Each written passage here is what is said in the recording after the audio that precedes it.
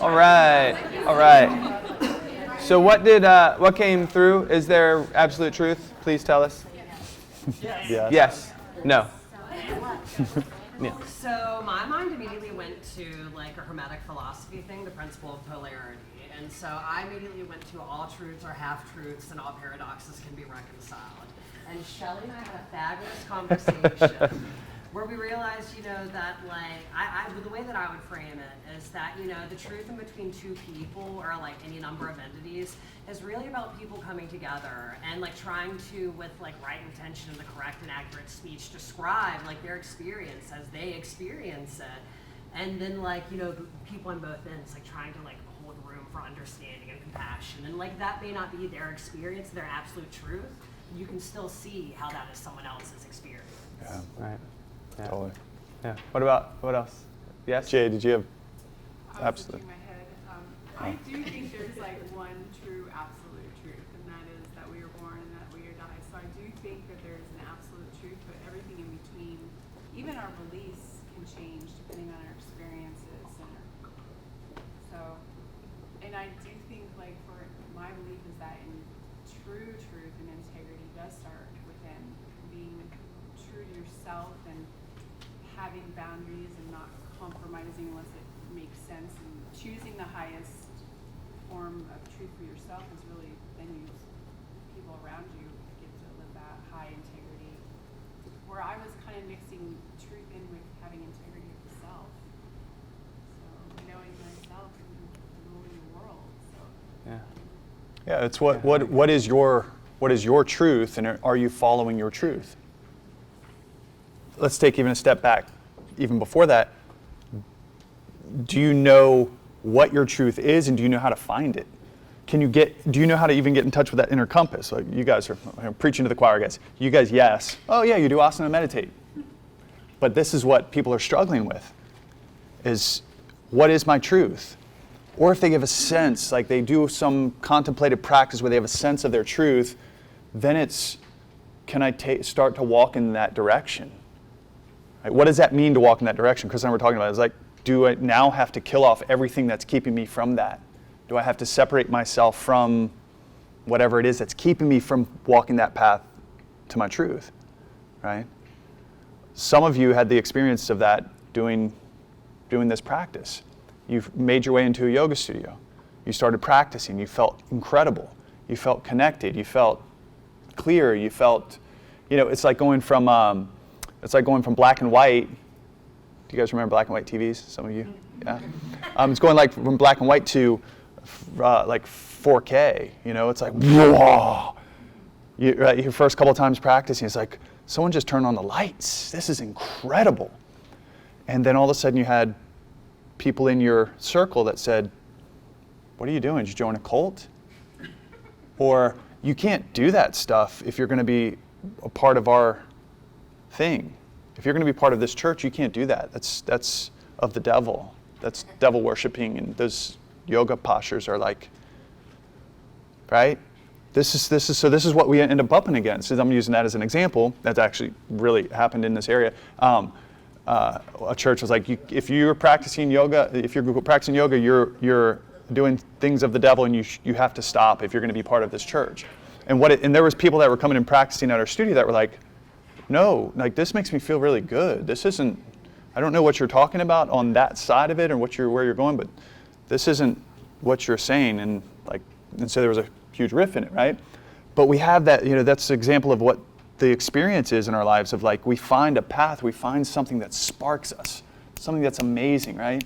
We find, here's a better example even, we find work that lights us up. I want to be a yoga teacher. Your parents are like, no, you have to go be a doctor or a lawyer. You have to go do something. You're not going to make money being a yoga teacher. And God, we never had that because you can actually make a living being a yoga teacher. Right? We are an example of that, right? You can. But this is what you end up bumping up against. And so here's your truth taking you in a direction, and you have to decide, do I have to cut these people out of my life, or at least for a short time, do I have to not listen to what they're saying, their influence, the pressure of this, and move in that direction, right? Because what we're really, when it comes down to it, is what is your truth? Right? And are you following it? My timing is good. Yeah. Okay. Yeah. I just wanted to say, I think that for me, I've searched and the only absolute truth I've found, I think love is an absolute truth. Yeah. It was that was connected to what I was said with Ebony. I'm like, I think the only absolute truth is that we are one. And that oneness, the experience of that is love. And if you were to call it God or source or whatever it is, that force is one with us. We are one with it. That's what I feel like. That's the absolute truth. I call that love. What I struggle with forever, and I was telling Ebony, I was like, so I'm the youngest of 6, and my dad and my mom separated. Just a story came to mind that I'm not going to tell you about how he actually separated with her and what his idea was for our families. We'll tell that story later on, some other part of the training. We'll hear it. Anyway, he was gone, so he wasn't in the picture. And then I was a young male, like the person that I would look to for guidance in my life was no longer there. And so, and the fact that he wasn't there, the survival instinct of the group of my family was we bond together. Like we will take care of each other because we know if we're together, we have better chances of survival. And so that's why like John and I are tight and our family's tight and like why we have such like amazing relationships is because he left, right? Thank you, Dad. And what that did for me was I then looking for that role model to tell me how to navigate through my life, I then gave that responsibility to my 5 siblings. So all of a sudden I have to make a decision. For me to make a decision, I had to go to each and every single one of them and ask what their opinion was. It's paralyzing. And especially in terms of relationships, I was like, do you like her? No. Do you like her? Yes. Do you like her? No. Do you like her? Yes. All right, well, there's 3 to 2, so I guess you're cool. We'll hang out a little bit longer. Right? But you, like, add to that, like, raise your hand if you're an empath. Like, you naturally kind of feel other people's feelings. The majority of our rooms are. Right? Raise your hand high so everyone can see that you're among good people, right? You feel what other people are feeling. We have the hardest time with our own truth because we're afraid of what it's going to make other people feel like. Yeah? Everyone feel that one? I think us empaths, we're probably the biggest liars. Why? Because we will lie to ourselves about what we will do and not do. Not because it's our inner compass that we're listening to, but it's because we're so preoccupied with how it's going to make everyone else feel.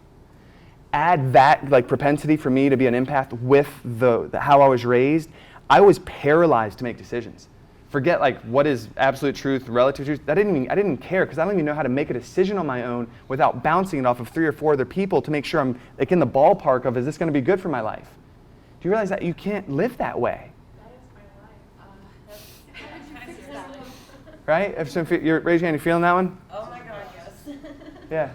Absolutely. Yeah. How old were you when you think you got away from doing that? Oh, so what I was saying is like that used to the inner roommate would scream at me, scream, "You cannot make the decision. It's going to affect this so and so, or you haven't like bounced it off so and so and so." And like, but I knew in my heart, I'm like, no, but this is what I want to do. And then what has to happen is I just have to make the decision without asking. I needed a sample, right? I needed a sample. Okay, do it. Just fucking do it. And it was like every ounce of energy and power that I ever had, I had to muster up to make a simple decision for me in my life. And then I saw, like, all right, what was the outcome of that? Oh, it's okay. Just to buy on Amazon, it takes me an hour just to Oh my God. all the reviews. All the reviews. People think about this product before I click buy it. It's a $10 whatever. It's painful. Painful. Oh, your husband would love you. And so now it's not gone, is my point. I still hear it, but it's like a distant whisper of like, oh yeah, but what if so-and-so is feeling this way about it? Well, then they'll have to come to terms with that. So here's the real thing that I always remind myself is I can't take responsibility for how anyone else is going to feel. Period. And every time I make a decision, that's what I repeat. I cannot take responsibility for how anybody else is going to feel about my decision. I can only make a decision based on what I feel right now with all the information I've gathered and where I want to go in my life. This is the decision that I know is right for me. Right, wrong, or indifferent. when I started doing that, it was I was pregnant with my daughter, and I was really sick when I was pregnant with my daughter. I had just shot my 21st birthday. The biggest debate in the family was the name of my child. It was knockdown, drag out arguments at Sunday dinners, any family event, and it just got to the point where I wouldn't say what I was gonna name her. I was like, I'm not saying. I had like 3 names out there, and everyone was like, no, don't name her that, no, name her this, and I was like, oh my gosh. So I just kept it to myself, and then and that was one of the biggest things for me, was to say, you don't have to like my decision. You should respect it, but you don't have to even respect it. I would want you to, but you don't have to like it, but you should at least respect it. Yeah. And that's what took a change for me. And I was rather young. I was 21 when I started that. Yeah. The reason it feels like a root canal and like you're gonna die a little when you're trying to make these decisions, you all know, like, right? Kelly, you feel like the pain to make a decision with the worry about what other people are gonna feel like and not knowing how that's gonna work out. You'd rather just not make the decision. If you wanna know why it feels so painful and it's so hard, it's because we're wired to belong.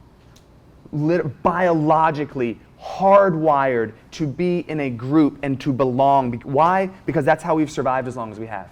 There was a period back in our evolution where the Neanderthals, who were like more nomadic and more like less, they didn't start cultivating a culture and they didn't start banding together. And the hominids who did, the reason the Neanderthals died out and the hominids stayed and evolved to who we are today was because of culture, because of the division of labor, because we said we're going to be better together. So literally hundreds of thousands of years of evolution to want to belong. And the way us empaths work is I now need to make sure that my decisions are in accordance with the group so that I belong. Mm-hmm. And it's the ego lying to you, because what it's saying is if you make the decision based on what you want and they don't like it, you're going to get kicked out of the group. You won't belong. Here's the reality. If you make a decision and that group kicks you out, they're not your group. Find a new group. You know, I've seen this with my daughter.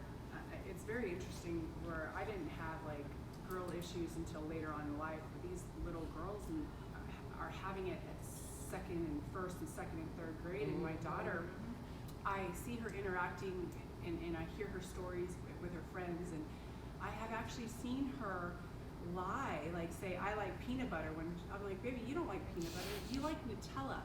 Just say that you like Nutella, and if they don't like you, they're not your group. Yeah. That's not your group. Don't try to belong, to be yourself, love yourself. Yeah. And I mean, you're seeing this at the very, young ages. Where My 5-year-old right now is dealing with it.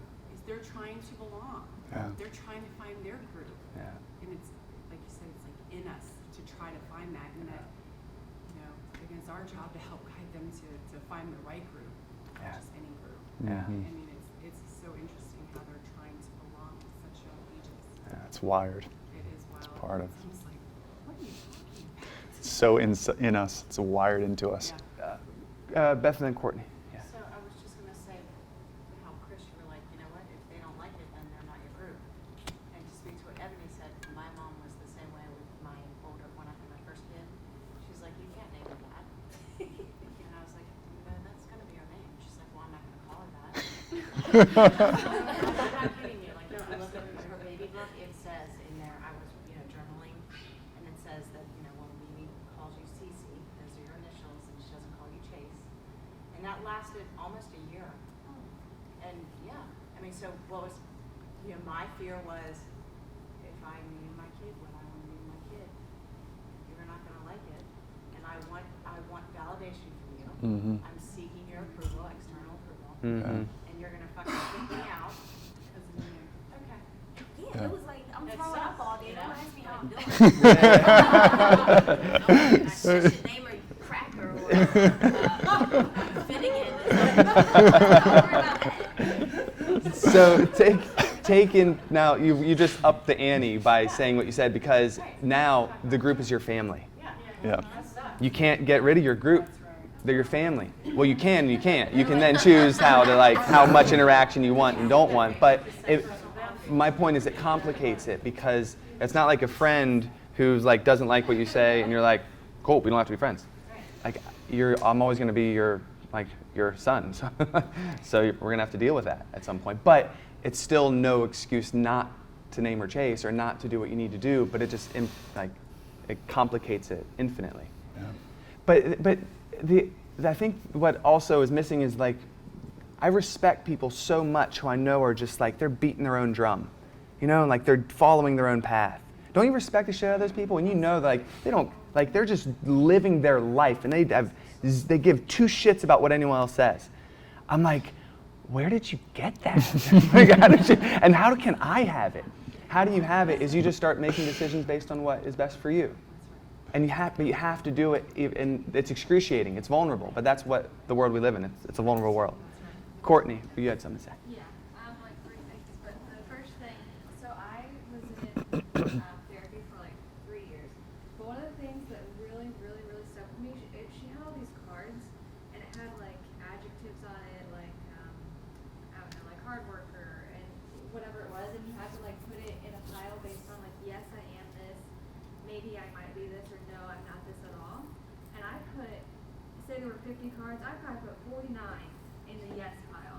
And I was like, and I knew I was doing something wrong, and I was like super self-conscious about it, because I was like, I should be putting all these cards in this one pile. And then finally I was like, what does that mean? And she was like, it means you have no idea who you are. And I'm like, okay, cool. So that was like 3 years ago. And then, we were talking about dads all the time. Like, my dad is like the perfect adult. He has like done nothing wrong ever. He was in the Army for 26 years. He got out. Now he wears a suit. He works at the Pentagon. He has a white picket fence. He has done everything right his entire life. And then I came along, and I was gonna go indoctrinate, and I was gonna be my dad pretty much. I was gonna wear a suit. I was gonna be in an office. And then I was like, oh my God, I don't want to do this. So I dropped out, and now I live in a van with my fiance. And my fiance he got an engineering degree, and he stopped using that, and he skydives now, which is like insane for people. Like they think, and so like I left the doctorate to like do yoga, and he left engineering to do skydiving. People think it's like the craziest thing in the entire world, but it like feels so good to us now. I think your life sounds a lot better than wearing a suit. I agree. Yeah. But and now like we're struggling. Like we want to start a family, but like, can we do that?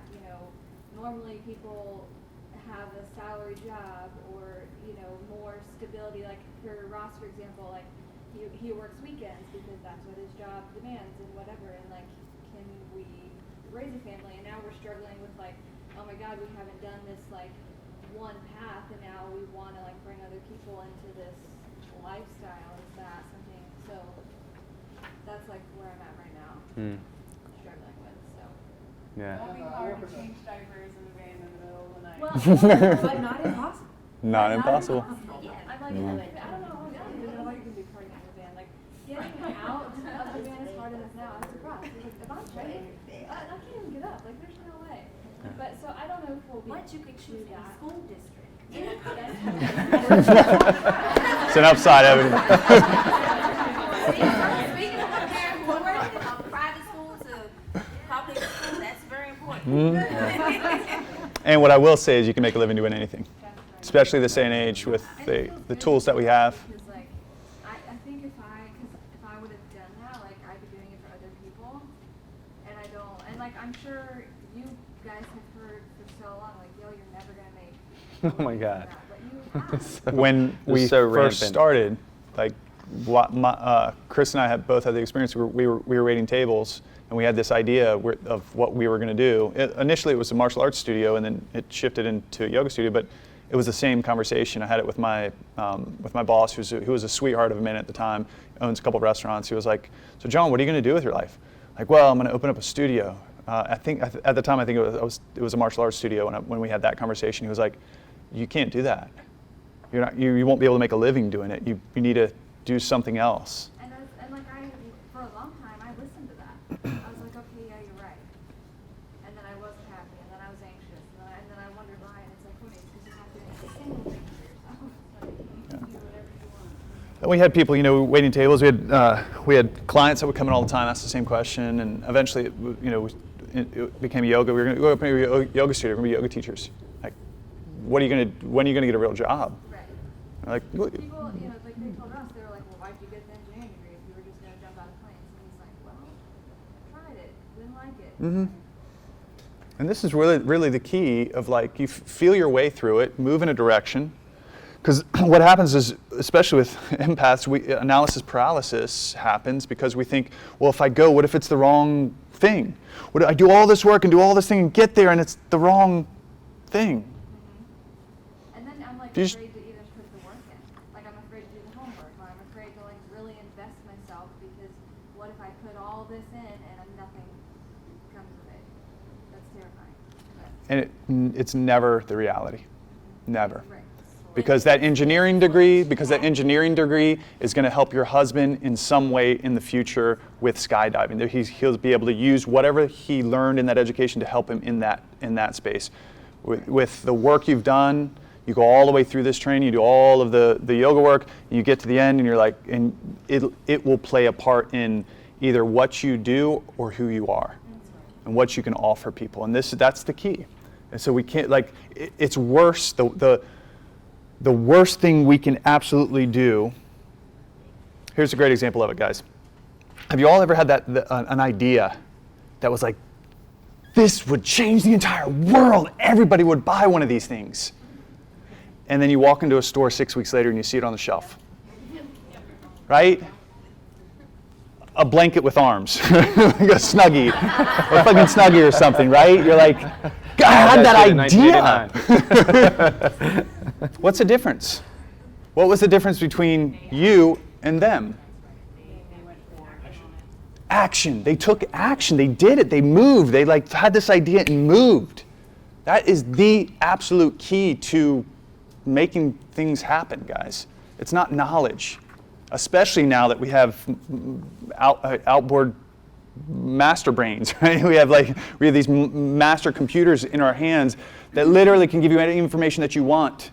Like if Thomas Jefferson knew what we could do, the guy had massive amounts of books that cost as much as computers do these days back then, right?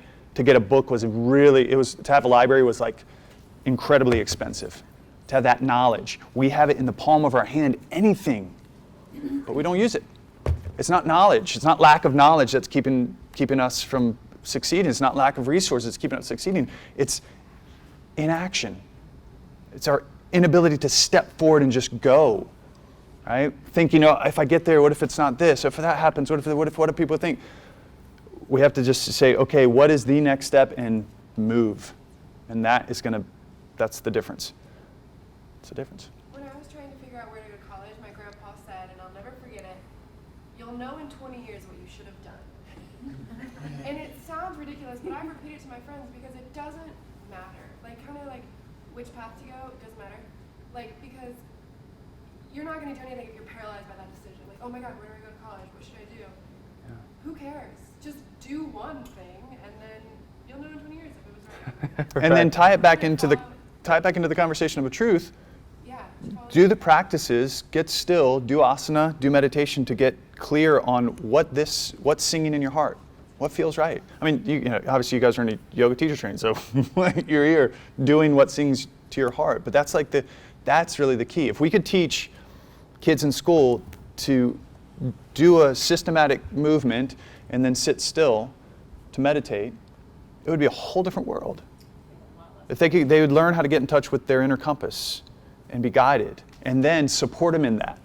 It's this idea of someone say, it's so fucking backwards in school. It's when our kids are excelling in one thing and struggling in the other, we get them a tutor to help them in this thing they're struggling in. But the schools make you do that. Why not get a tutor in the thing that they're excelling in because that's their path. That's what sings to them. That's what that's what's driving them, right? There'll be somebody else in the world that does that other thing that they're not good at really well. And, it's the idea of this is kind of a bad example, but 50 Cent, the rapper, he has a quote. He says, no, I didn't go to Harvard, but all the people that work for me did. Like he excelled in something and then was successful doing it. So, all right, let's pivot. We're going to leave it at that. So the next one, asteia. Non-stealing, practicing giving. When abstention from stealing is firmly established, precious jewels come, Yoga Sutra. Non-stealing is more than just abstaining from taking physical objects. It includes not stealing time and energy as well. At the core of stealing is the misguided belief that the universe can't and won't provide everything we need. While the universe is abundant and full of unlimited possibilities, most people possess a poverty consciousness that encourages them to believe that they have to struggle and fight to get what they need and want. Our struggles put us at odds with the natural flow of life, specifically the universal law of giving and receiving. The universe operates through dynamic exchange. Giving and receiving are different aspects of the flow of energy in the universe. And in our willingness to give that which we seek, we keep the abundance of the universe circulating in our lives. Deepak Chopra. So pull out your journals.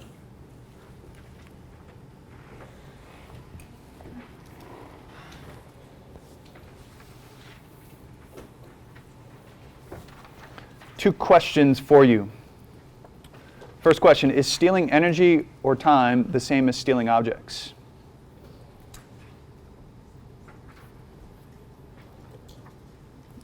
And the second question is, what is poverty consciousness? John, can you repeat? First question is stealing energy or time the same as stealing objects? And then the second question is, what is poverty consciousness?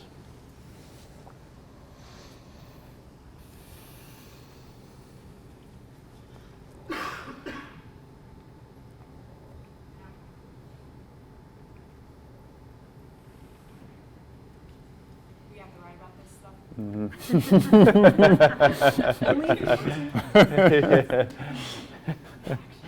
Ready and go. I had to stop it. That's a good conversation. All right, we got to pivot. Yeah, no, that's a lot of good stuff came out of it.